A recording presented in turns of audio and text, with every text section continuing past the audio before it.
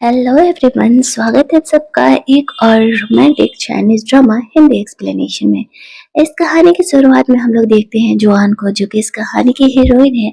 उसकी शादी पेई से होने वाली है। आज वो दोनों कुछ साल डेट करने के बाद इस तरीके से एंगेजमेंट के लिए आए हुए हैं। जुआन बहुत खुश थी। फाइनली वो अपने प्यार से शादी करने वाली थी। कौन ही खुश नहीं होगा, बट उसे पता नहीं था पेई का वो काला सच, जो कि आज उसे पता चलने वाला था।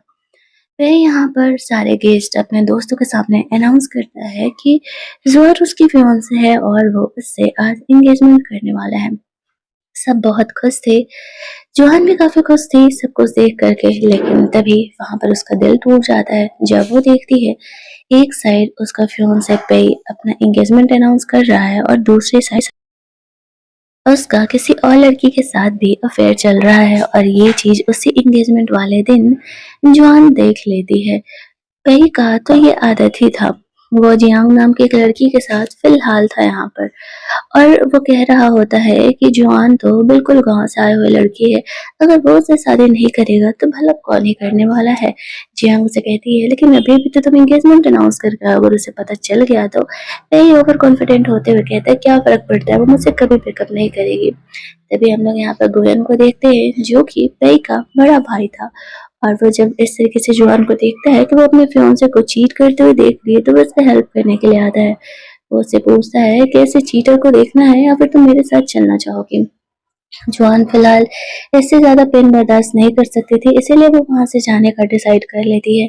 गोयन उसे लेकर के जा रहा था। जुआन की अब भी स्टडीज कंप्लीट नहीं हुई थी, तो वो उसे उसके हॉस्टल छोड़ने के लिए जाता है।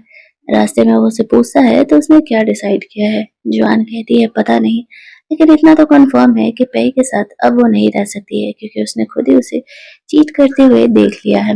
वो लोग जब डेस्टिनेशन पर पहुंचते हैं तो जुआन सो रही थी। इस तरीके से गोयन उसे जगाने के लिए जाता है और इस चक्कर में दोनों कुछ ज्यादा ही करीब आ जाते हैं। यहाँ पर जुआन काफी ऑकवर्ड सा फील कर रही थी और वो जल्दी जल्दी कार से निकल करके गोयन को थैंक्स बोलती है और अपने कॉलेज के लिए निकलने लगती है। रास्ते में बहुत अंधेरा था, तो इस तरीके से गोयन अपने कार के लाइट जला देता है ताकि जुआन हॉस्टल तक पहुंच सके। अब गोयन का ये सारे जेस्चर्स जुआन को काफी अच्छे फील करा रहे थे। घर जाकर के वो सोच रही थी कि उसे क्या करना चाहिए जियांग का। यहाँ पर रात में उसे जियांग के मैसेजेस भी आते हैं, लेकिन वो उसे रिस्पॉन्ड नहीं करती है, क्योंकि भला वो उसे क्या ही रिस्पॉन्ड करती, वो तो सिर्फ उसके साथ ड्रामाबाजी ही कर रहा है। वो उसके मैसेजेस को इग्नोर कर देती है, और जब वो ऐसा करती है तो फिर नेक्स्ट डे जब वो अपने कॉलेज आती है तब यहाँ पर पे उससे मिलने के लिए आता है।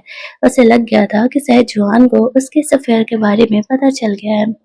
जॉन को वो मनाने का कोशिश करता है और कहता है कि एक्चुअली में वो तो सिर्फ टाइम पास कर रहा था, कुछ ही महीनों में दोनों शादी करने वाले हैं और वो इतना तो छूट उसे दे ही सकती है, शादी के बाद सब कुछ छोड़ देगा। जॉन को ये सारी बातें बहुत ही बकवास लग रही थी। पे उसे कहता है कि वो चाह करके भी उससे ब्रेकअप नहीं कर सकती, क्योंकि उसकी फैमिली काफी गरीब है और वो मेरी फैमिली के कनेक्शंस यूज कर रही है अपने बिजनेस को स्टेबल करने के लिए। जॉन कहती है, मुझे नहीं पता था कि मेरी फैमिली तुम्हारी फैमिली के कनेक्शन का इस्तेमाल कर रही है, लेकिन मुझे उससे कोई मतलब नहीं है। मैं आज तुमसे ब्रेकअप करती हूँ क्योंकि मुझे किसी चीटर इंसान के साथ नहीं रहना है। पे ये सुनकर के शौक था, क्योंकि उसे कभी नहीं लगा था कि जॉन उसे चीट करके जा सकती है। जब वो वहां से ब्रेकअप करके चली जाती है तो पई का फ्रेंड कहता है, यार तेरी बंदी तो उससे ब्रेकअप करके जा रही है, जा जाके मना उसे। पई कहता है, लड़कियों की तो आदत होती है बात बात पे ब्रेकअप करने की, देखना वो खुद ही मुझसे बात करने के लिए आएगी, क्योंकि उसके पास कोई ऑप्शन नहीं है, मेरे अलावा कोई उससे शादी नहीं करने वाला है। जॉन वहां से बाहर निकलते है तो उसे उसके मॉम का कॉल आता है कि उसके भाई के सर पे चोट लग गया, वो लोग हॉस्पिटल में है, जल्दी जल्दी हॉस्पिटल आने के लिए। जॉन ये सुनते ही जल्दी जल्दी हॉस्पिटल पहुंचती है, जहाँ पर की देखती है उसकी मॉम उसके भाई का कुछ ज्यादा ही केयर कर रही है, सारे डॉक्टर्स को डांट रही है अच्छे से ट्रीटमेंट करने के लिए, वरना उसके फेस पर इस तरीके से दाग ही रह जाएगा। जुआन को वहां पर वो देख करके कहती है, आने में कितना देर लगा दी, मैं यहाँ पर तुम्हारे भाई के साथ हूँ, जाओ नीचे जा करके हॉस्पिटल का बिल पेमेंट कर दो। अब जुआन बिल लेकर के काउंटर पे जाती है। वहां पर बहुत ज्यादा ही लंबी लाइन लगी हुई थी। करीब 1 घंटे इंतजार करने के बाद जब उसका नंबर आता है तो उसे पता चलता है कि यहाँ पर हॉस्पिटल के बिल का पेमेंट नहीं हो रहा है, उसे दूसरे फ्लोर पर जाना पड़ेगा। अब सारे पेशेंट यहाँ पर कुछ ज़्यादा ही जल्दी-जल्दी में थे, वो लोग जुआन को वहाँ से हटने के लिए कहते हैं। तब यहाँ पर गोयन उसके हेल्प के लिए आता है। वो उसे कहता है कि लगता है कि तुम इस हॉस्पिटल में खो गई हो। गोयन एक्चुअल में इस हॉस्पिटल में एक डॉक्टर का काम किया करता था। जुआन को वो कहता है कि चलो मैं तुम्हें पेमेंट काउंटर तक लेकर के जाता हूँ। वो उसके साथ वहाँ से चली जाती है। बिल वगैरह पेमेंट करने के बाद गोयन जुआन को अपने साथ हॉस्पिटल के कैफेटेरिया में लंच कराने के लिए लेकर के जाता है। वहाँ पर वो उसे पूछता है कि तुम हॉस्पिटल में अकेले आई हुई हो, तुम्हारे फियांसे पेई कहाँ है? तो वो जो गोयन से कहती है कि एक्चुअल में उसने उससे ब्रेकअप कर लिया, वो एक चीटर के साथ नहीं रह सकती है।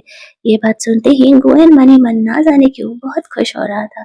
जुआन उसे कहती है आई नो कि तुम भी मुझे ही ब्लेम करोगे, तुम उसके भाई जो हो। वो कहता है नहीं, ऐसा नहीं है, जो गलत है वो गलत है। वही ने तुम्हारे साथ गलत किया और तुमने उसके साथ ब्रेकअप करके बिल्कुल सही किया।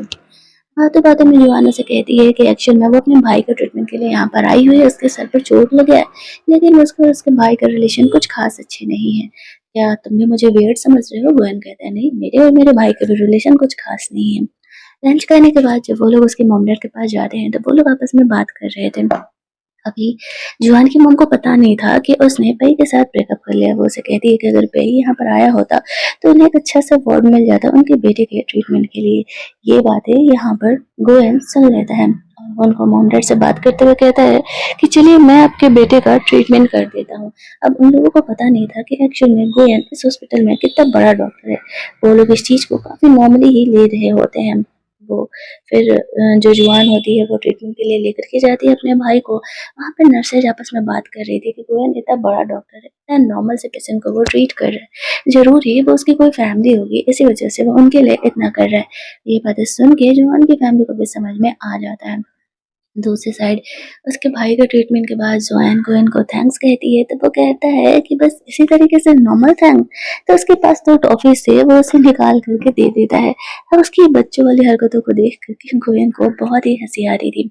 वो उसे कहता है कि देखो तुमने तो पेई से ब्रेकअप कर लिया है और तुम्हारी फैमिली चाहती है कि पेई फैमिली में ही तुम्हारी शादी हो, तो मैं भी उसी फैमिली से बिलोंग करता हूँ, तो क्यों ना तुम मुझे कंसिडर करो। बट वो कहती है कि बट मैं तुम्हारे भाई की एक्स गर्लफ्रेंड रह चुकी हूँ। वो उनसे कहता है मुझे फ़र्क नहीं पड़ता, तुम दोनों का ब्रेकअप हो चुका है, मैं भी अब 30 ईयर का होने वाला हूँ। बाहर मेरे बारे में काफ़ी गॉसिप्स हो रही हैं कि इतना एज होने के बाद भी, एक फेमस डॉक्टर होने के बाद उसने किसी से शादी नहीं किया, तो बस मुझे एक पार्टनर चाहिए। अब जुआन के लिए ये काफ़ी शॉकिंग प्रपोज़ल था। अभी-अभी तो वो एक रिलेशनशिप से बाहर आई थी, तो वो गोयन को कहती है उसे वक़्त चाहिए इस बारे में सोचने के लिए। गोयन कहता है ठीक है, तुम अपना समय ले सकती हो। जब रात में वो अपने हॉस्टल में होती है तो उसे गोयन का कहा हुआ बात याद आ रहा था। उसे नींद नहीं आता है।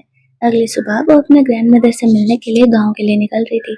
उसकी मम को तो पता नहीं था कि उसका और पई का ब्रेकअप हो गया, तो वो पूछती है कि पई तुम्हें छोड़ने के लिए नहीं आया? तो वो झूठ कह देती है कि एक्चुअल में पई बिजी है और वो खुद ही चली जाएगी।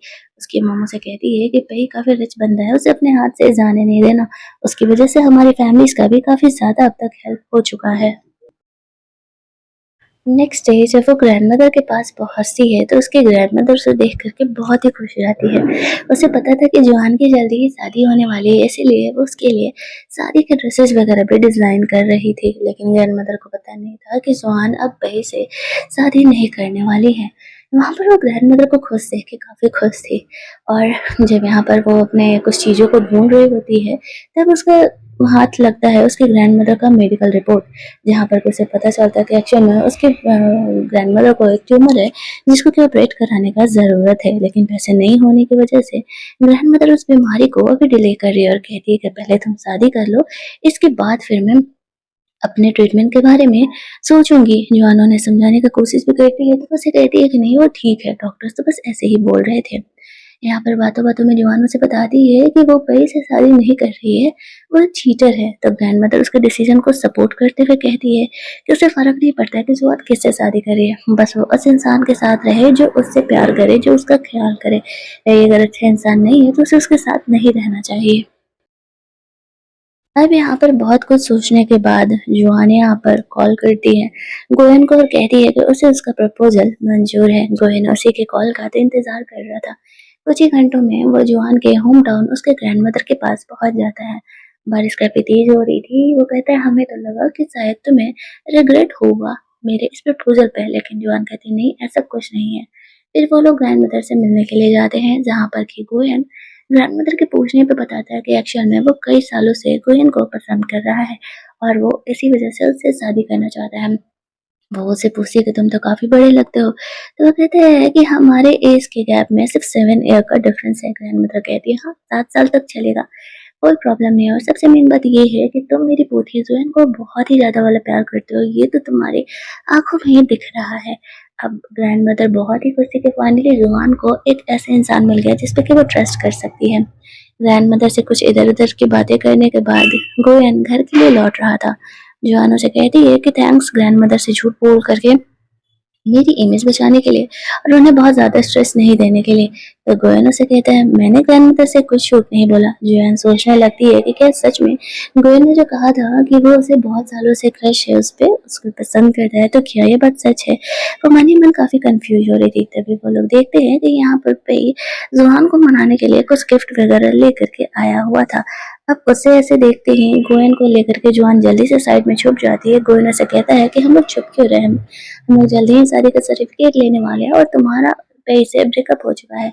जोहर कहती कि नहीं, बस वो अभी उसे नहीं बताना चाहती है, वो खुद ही उससे अकेले मिलने के लिए जाएगी। फिर गोयन को वहीं रहने के लिए बोल करके वो उससे मिलने के लिए जाती है और उसे डांटते हुए कहती है कि जब हमारा ब्रेकअप हो चुका है तो फिर तुम यहाँ क्या कर रहे हो।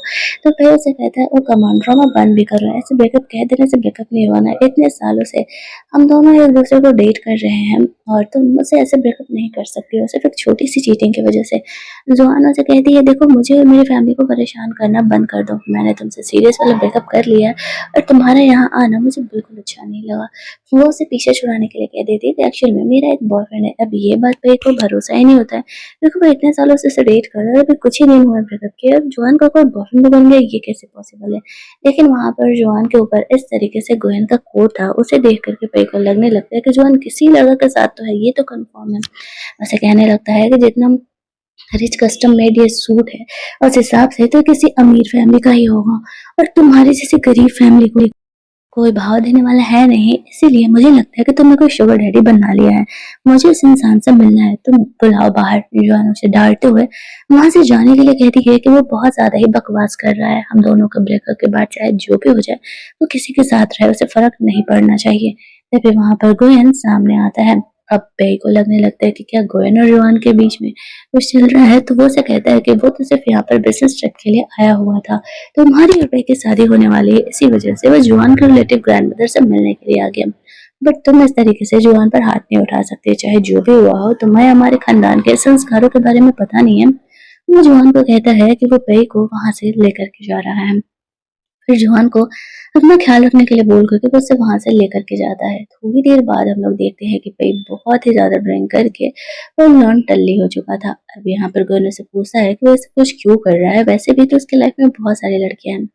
बट वो उसे कहता है कि नहीं जॉन उन सब में बेस्ट है, इसी वजह से तो मैंने उसे शादी करने के लिए चूज किया था ना, वो बहुत ही अच्छी है बिहेव वाइज भी और कैरेक्टर वाइज भी। उसने इतने साल की डेटिंग के बाद भी मुझे कभी खुद को टच नहीं करने दिया और अचानक से वो कैसे किसी और के साथ हो सकती है।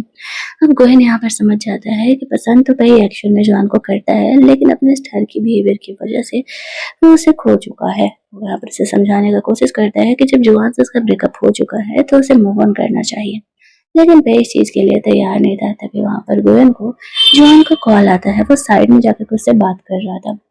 जुआन उससे पूछती है कि क्या उसकी बातें वे से हुई, वो क्या कह रहा है। गोयन थोड़ा सा यहाँ पर सेल्फिश होते हुए जुआन को नहीं बताता है कि भाई एक्चुअल में उसे पसंद करता है, वो बस उसे ये कहता है कि कल चल करके हम लोग शादी का सर्टिफिकेट ले लेंगे। तो जुआन उसे इस चीज के लिए ओके कह देती है। ऐसा कहते हुए फोन रखती है। फिर उसे पूछता है कि कौन किससे बात कर रहा था, तो उसे कह देता है कि किसी से नहीं, कल मैंने तुम्हारा प्लेन का टिकट बुक करा दिया है, तुम यहाँ से जा रहे हो। ऐसा कहते हुए वो भी वहां से चले जाता है।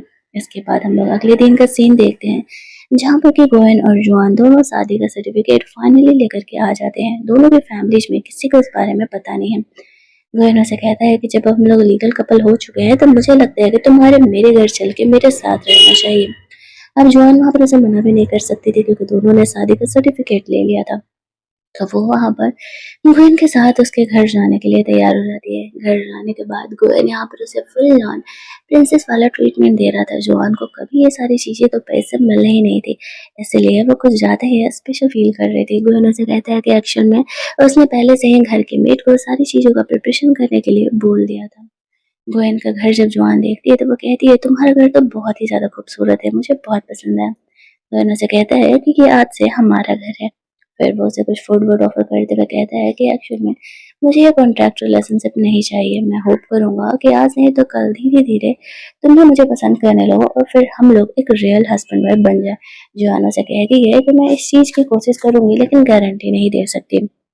वो उसे उसे कुछ पॉकेट मनी देते हुए कहता है कि ये तुम्हारे खर्चे के लिए, लेकिन जोआन उसे कहती है कि तुम वैसे भी मेरे लिए बहुत कर रहे हो, मुझे ये पैसे नहीं चाहिए। लेकिन गोइन फिर भी उसे फोर्स करते हुए कुछ पैसे दे देता है। और यहाँ पर कहानी का पार्ट 1 हमारा यहीं पर कंप्लीट होता है। अगर आपको ये कहानी अच्छी लग रही हो तो वीडियो को लाइक शेयर करिए, चैनल को सब्सक्राइब करिए। मिलते हैं हम लोग इस कहानी के सेकंड पार्ट में।